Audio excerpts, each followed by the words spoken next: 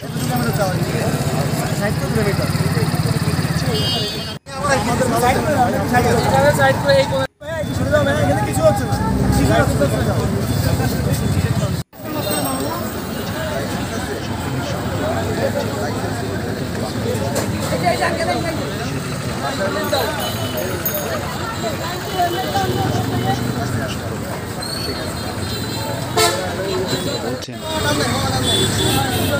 দায়িত্বটা পালন করা আমার খুবই ভালো লাগতেছে, কারণ দেশটা তো আমাদেরকেই গড়তে হবে আমাদের মতন।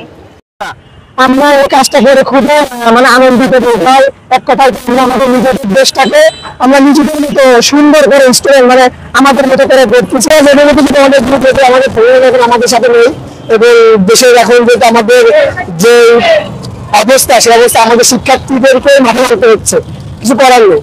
যেহেতু এখন দেশের অবস্থা অনেক খারাপ, দেশকে সচ্ছল রাখতে হবে। আমরা আজকে সকাল থেকে কালকেও আমাদের কর্মসূচি ছিল, আমরা নিরাপদ সড়ক চাই।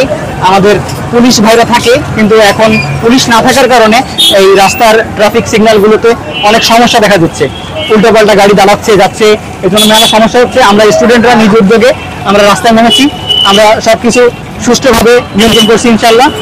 এবং আমাদের বিভিন্ন ড্রাইভার ভাইদের কাছ থেকে অনেক কমপ্লেন পাচ্ছি আমরা যে পুলিশ থাকলে তারা বিভিন্ন প্রকার টাকা নেয়, কিন্তু আমরা এটা পুরোপুরি নির্মূল করতে চাই। এখন আমাদের দেশে প্রশাসন বলতে কেউ নাই, যেহেতু পুলিশ তারা কর্মবিরতি ঘোষণা করছে।